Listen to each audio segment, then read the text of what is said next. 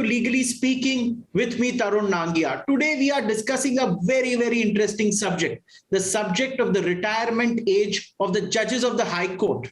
Now, of course, we all know that this discussion has been going on since time immemorial, whether the retirement age of judges should be increased to the age of 65. And many people agree with this, that indeed the retirement age of High Court judges should be made 65.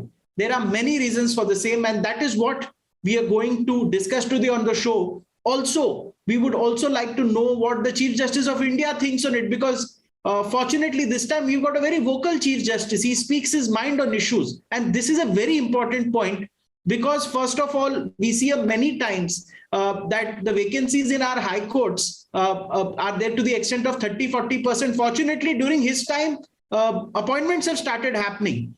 And in that context, also with so many people joining, the retirement age discussion should also be taken forward and brought to some kind of conclusion. I have a very eminent panel with me. I have with me Justice Rajiv Sahai Endlaw joining me today for the first time on Legally Speaking. He's an eminent jurist. As we all know, sir has served as a judge on the Delhi High Court.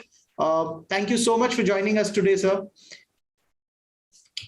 I have with me Senior Advocate Parag Tripathi.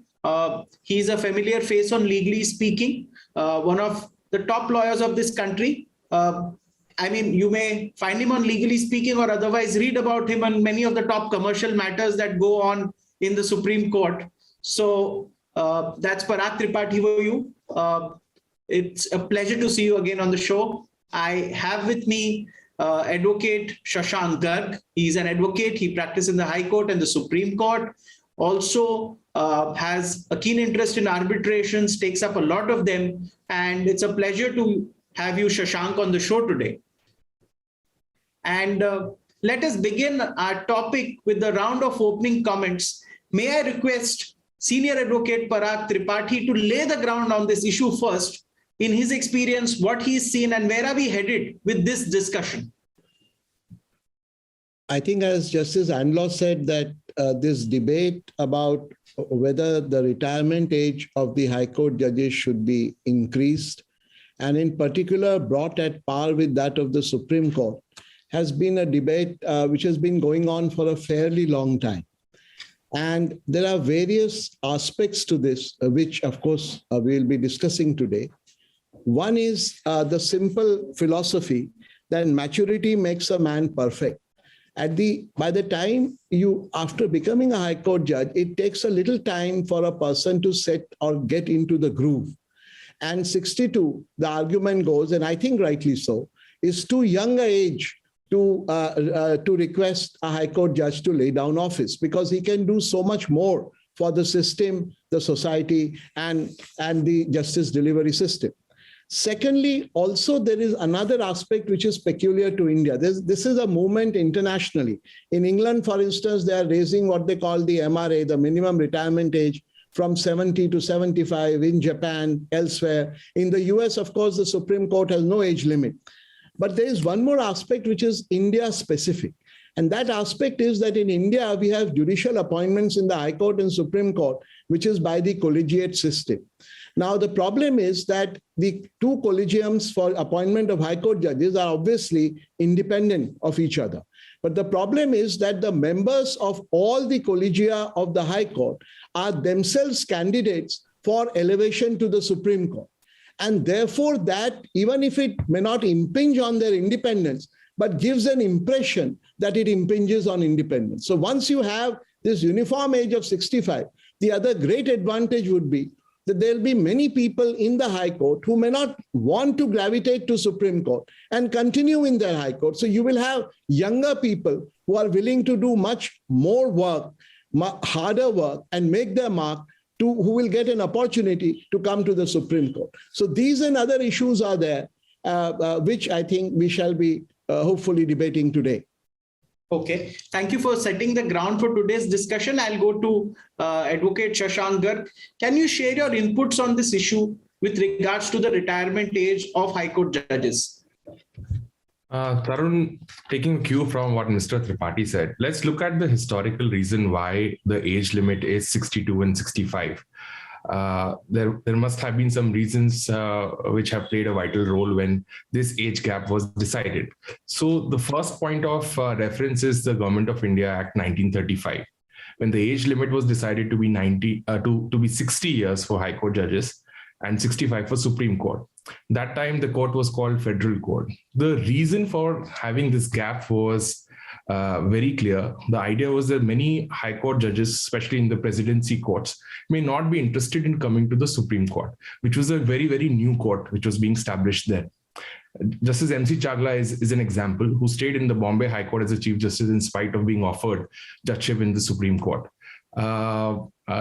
Justice K.C. Das was in fact one of the first judges who took on the offer of joining the Supreme Court, that too after 10 years of establishment of the Federal Court, which is the Supreme Court now. So the idea was there should be an incentive, which is an additional 5 years that you get if you come to Supreme Court. Because at a presidency court, you were a Chief Justice, you were almost the king of that court, that jurisdiction. You would not want to join as the junior most judge of the Supreme Court at that point of time. Those were the reasons historically why the age gap was there, 60 and 65. In 1963, the constitutional amendment changed that 60 to 62. Now we have been talking about bringing the parity for the reasons Mr. Tripathi stated. So if the historical reasons are not applicable anymore, why should the same gap still be applicable? Okay, point well taken. May I add to this? I mean, it's a different context. Say in the 1940s and the early 50s, if I'm not wrong, the life expectancy and how long people work was drastically different than what we see in the India of 2020. If I'm not wrong, I still see a lot of lawyers active even in their 80s, some in their late 80s. Some may have reduced the workload, but they still work a lot. Many others, I see even retired judges taking up arbitrations well into the late 70s. India has changed, life expectancy, healthcare has changed, but the way we have structured this system of retirement hasn't. I'll go to eminent jurist Justice Rajiv Sai-Endlaw for his opinion, first of all in the historical perspective and of the India of today, which is the India of 2021. Yeah. Thank you, Mr. Nangia. Thank you for having me over. See, I have a slightly different take on this. It's not that there is any difference between in the historical perspective or today. We have always had this difference in age between the Supreme Court judges and the High Court judges. So it's not as if the expectancy was less, that is why it was kept 62. The expectancy of life has been the same. Now, it's a policy decision and which strictly is in the domain of the legislature, and the legislature has to decide it. For XYZ reason, the legislature has not deemed it fit. Mr. Tripathi said that this is being debated forever. Yes, definitely so. But nevertheless, the debate has never fructified into increasing the age, and it was felt that there is a need to maintain the difference. See, just because we have litigation dockets exploding today, or we have a vacancy position, is, according to me, no reason to say that today is the time to increase the age. Because if we have the vacancies have to be filled up, and the filling up has to be expedited. The date of retirement of a judge is known on the date of his appointment. So there is no reason why there should not be a judge in waiting to take over from the very next minute of the retiring judge. And this has been judicially adjudicated now. We had this issue last year of ad hoc appointment. So the Supreme Court has said that just because there are vacancies, there's no reason to make ad hoc appointments. Ad hoc appointments have to be made in a different circumstance. And if I may just touch upon something which we were discussing shortly before we went live, that whether from the point of view of a career of a judge, whether it is an incentive or a disincentive. My personal take on that is that it doesn't make a difference. See, judgeship, and in fact, I'm of the opinion the way the society is changing, the way the technology is changing so fast today, it is good that we have a turnover of judges quickly. We don't want lifelong judges. We don't want a judge occupying a chair for 20 years because they become set in their views. They may not be so open on the date when they were appointed as a judge and on the date when they are adjudicating after 20 years. There may be a sea change. We all see the change in our houses where we feel that the perspective of the children is entirely different from my perspective on a particular social situation. So that has never been the issue, and it's not as if you are putting him in a coffin. There is a lot of life left, let me tell you, even after retirement. So retirement is not the end all for a judge also. Thank you. Thanks. Thank you so much. Now, I'll go to Senior Advocate Parag Tripathi.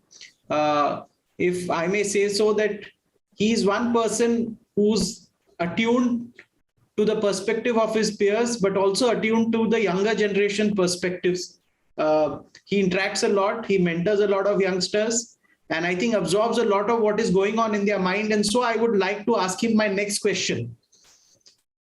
Will the perspective of late retirement, say 65, attract a lot more bright talent to the bench? Do you think that that's a possibility? If you have this retirement age set at 65, then somebody who's 35, 36, 37 may indeed consider this option, that, you know, he would like to be a part of the bench, that even if he becomes a judge at 42, that's like a good 23 years on the bench. What would you like to say about this?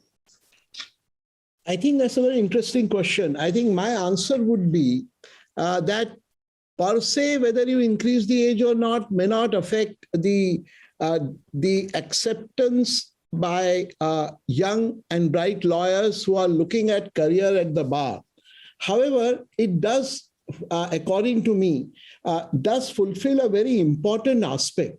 Because today, the way our collegiate system works out, it has several pluses, and like all systems, it has some minuses as well. A judge becomes most vulnerable when he reaches the age of around 57, 58, and he becomes a candidate for elevation to the Supreme Court. Now, that area of vulnerability is something which youngsters are very conscious about.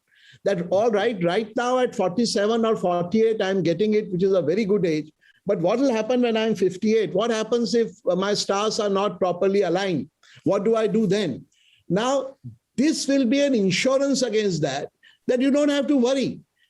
You may just continue till 65. Now, supposing I am a senior judge in a high court, which is a little away from the 4 metropolitan cities, I would really not want to come. And many of the Supreme Court judges have confided this in me, that they would really not have wanted to come to Delhi and start as the junior most judge and spend 3 years or 4 years here, because their life in their parent high court as the senior most judge, or even as one of the senior most judges, if not the Chief Justice, was far better. I also feel that for judges per se, who are in the system, 62 may be a good idea, because they are, with their talent, they're a huge talent of judicial talent which is available and is grabbed up by the growing and burgeoning arbitration market. But really speaking, the case against 62 and 65 today, to me, appears to be a case which is in complete disarray to maintain this dichotomy. Justice Anlaw is absolutely right that this is a legislative, actually this is a constituent decision to be made by amending the Constitution, because the age is set out in the Constitution both for High Court and Supreme Court. But kindly see, a same judge who retires from the High Court at 62, or indeed from the Supreme Court at 65, is then requested to preside over tribunals. So there is no doubt that there is judicial talent, judicial pool which is available. The question is, how do you harness it post 62 in the High Court? Do you harness it by his participation, his or her participation as an arbitrator, or do you harness it as his or her participation as a member of a tribunal? And I entirely agree with what Justice Anlaw says, the whole concept of judge in waiting, which has been emphasized in the Lok Prahari judgment of the Supreme Court, that a judge's retirement date is known, and there is no reason why somebody else should not be put in place virtually to say that, all right, when Justice X retires, you will be sworn in. So that is correct. But having said that, please also remember that there was a 114th Constitution Amendment Bill in 2010, which had recommended that the age be raised from 62 to 65, only of the High Court, to bring it at par with the Supreme Court. Unfortunately, it lapsed. Ram Jethmalani, amongst others, was a member of the committee which had set that out. And they have extensively discussed the entirety of the gamut of pros and cons, and then said that in India, 65, a uniform age, may be a good idea. Actually, I would go a step further. In my view, there is a case made out for even retiring district judges at 65, but that may be too radical a view at this stage, because we must do changes a step at a time. So I think though what Justice Anlaw says is really important, I think a case is made out to consider in India to make a uniform retirement age for Supreme Court and High Court, which will mean enhancing the High Court judges' age to 65. If I may like to extend this argument to 2-3 points that Justice Sikri once told me in one of my shows, that judging is an art. What came out of the discussion that not every advocate is capable of becoming a judge. Writing judgments is an art. There's a singular reason why judges are so valued and respected. It's not the position and the authority. Even the best advocate needs a judge to argue before. You may be the most brightest man at the bar. You need somebody to argue the matter before. And that is why judges have so much of the adulation, admiration that we have. Some judges become really popular. And that's why when perennially our high courts have vacancies, to let go some of the finest judges to retirement and see them then joining arbitration and continuing, you feel that we've lost some great talent at the bench. I have seen many senior advocates commenting that we've lost him. As in, I asked him, he says, now we won't be able to have the benefit of his judgments to society. Many times you speak to big billion-dollar corporations and they say that his loss from the bench is indeed the loss to the commercial community. We see so many sound judgments by many of these judges that should remain, should not be named, but we all know who these judges are. I'll go to Shashank. Shashank, if you could share with us 2 points. A, losing a judge from the High Court at the age of 62. Sometimes it indeed is a sad day for many of the lawyers. So, Tarun, what Mr. Tripathi said to your question with respect to young lawyers considering a career at a bench, or rather becoming interested in getting elevated, has, to my mind, some linkage with the term and tenure also. And what we have seen in the past, the average age of judicial appointment for a high court has been 51. In some cases, little less, some cases, little more. So what the judges are getting is a year more than a decade.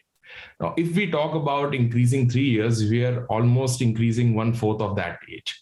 So for somebody who's in his early 50s, I think that's a very, very good consideration that if 25% of the term that he was getting is increased and is at par with the Supreme Court. The second point is what, in fact, Justice Lahoti recently mentioned in a book release of Justice Ravindran's book. In fact, CJI, Honorable Chief Justice of India, was also present in that function. He said that there is no reason why the age of retirement should not be brought at par with the Supreme Court, and other chief justices across the country should not be made to look north. That is, they should not be aspiring to come to Supreme Court only for an extended period. And as Mr. Tripathi also said, that many judges may not want to do that. And I gave you examples from the history itself, that when the federal court was established, many of the judges decided to stay at their high courts and didn't come here. Additionally, the second point which we should not miss is the pendency of cases in this country. The recent stats that I could find from the National Judicial Grid shows that in September 2020 to March 2021, the pendency increased by 35 lakhs in India.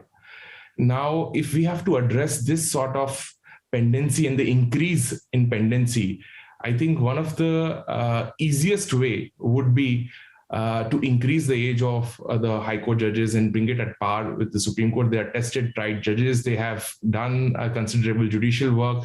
And as Justice Endlaw also said, many of them take up arbitration. Then it really becomes a matter of choice, how much work they want to do, how much work they do not want to do. But we should not ignore, sorry, there's a canine intervention, but we should not ignore the fact that, even as an arbitrator, there is a lot of work that is to be undertaken by that honorable judge who's retired. In fact, he's doing the entire trial.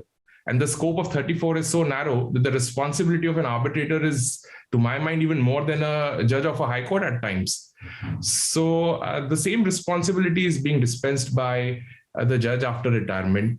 And as we have realized over a couple of decades, we have seen the former judges perform the role of an arbitrator or at a tribunal exceedingly well. I don't see why the increase of 3 years is not a good option. Okay, point well taken. I'll go to Justice Endlaw for his, in a sense, opinion on this issue. See, Mr. Nangia, this difference has always been, if I may say so, irrational between 62 and 65.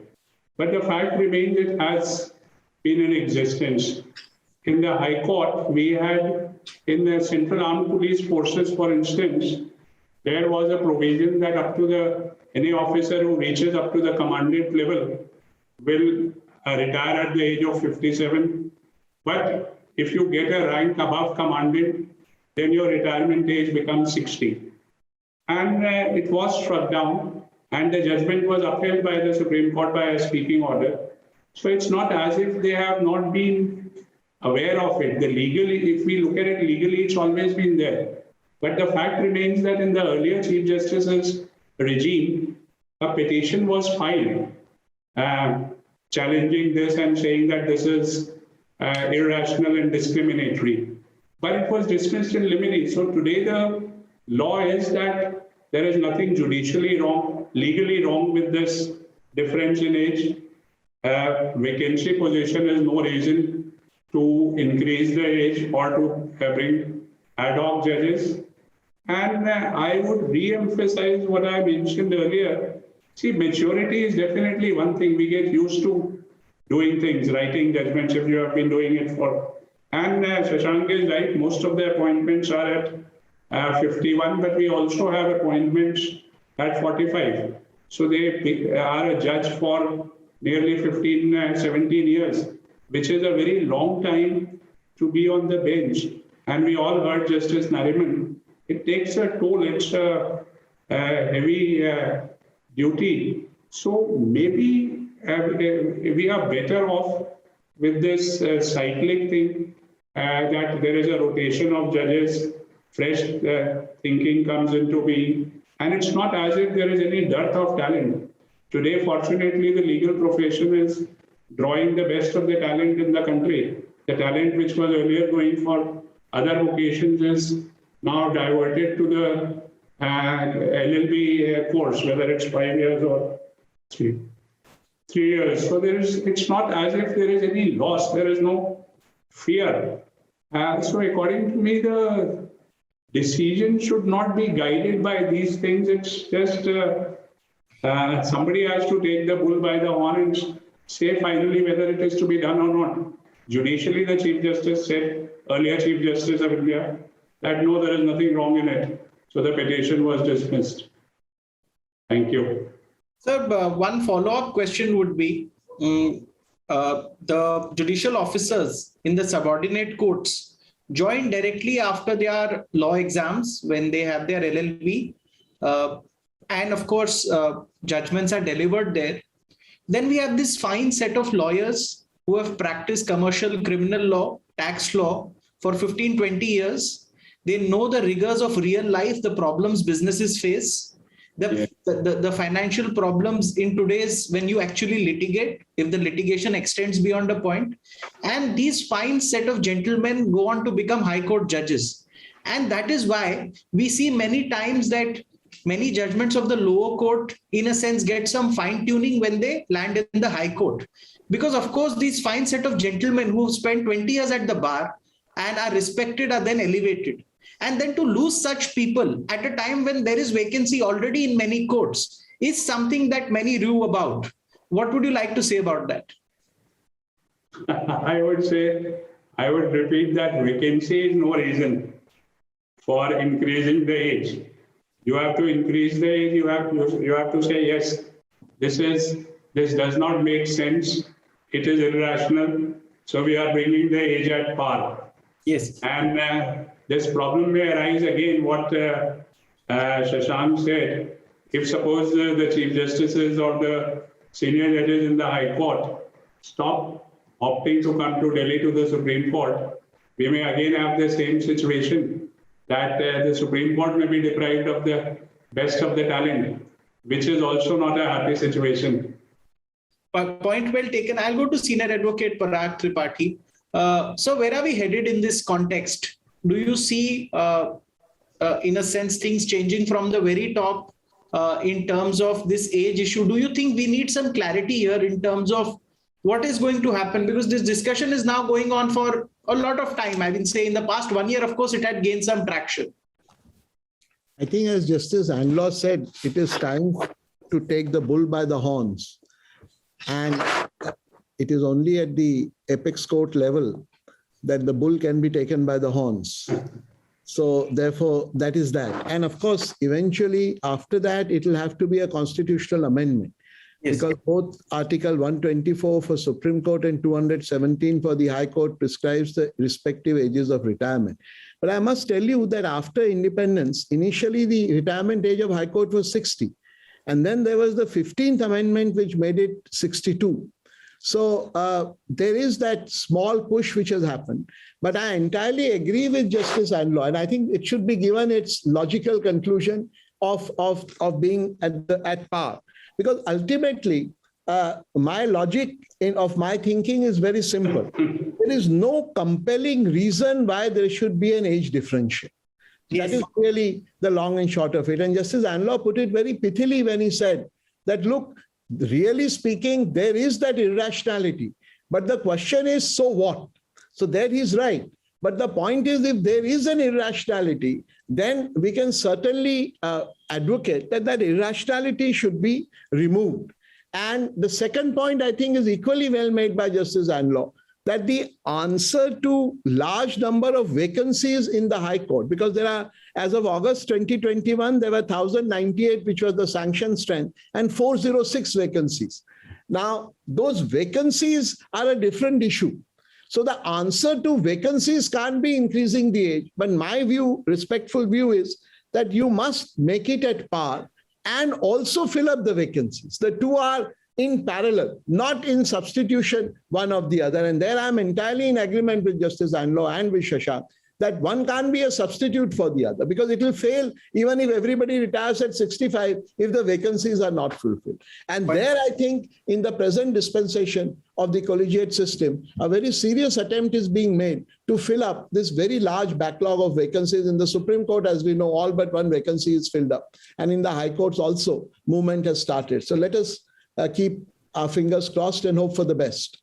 Point well taken. Shashank, your intervention. I would just like to conclude by saying I have seen in the recent past all the stakeholders, whether it is the bench, whether it is the bar or the legislature, everybody seemed to be in sync with the idea of getting the age of High Court judges, retirement age at par with Supreme Court. But I don't know why we are not seeing that sort of movement. The bill that was passed in 2010 lapsed. There have been talks again and again. Law ministers, one after the other, have supported this view. Judges in conferences have supported this view. CGIs have supported this view. But still, we have not seen some action on the ground. But we can only hope that all the stakeholders will take it to its logical conclusion in the near future. Point well taken. Many times when High Court judges retire, and even Supreme Court judges, a comment is often made that the loss of the judiciary is a benefit of the arbitration world. These judges have been trained and, judging for about 1.5 or 2 decades.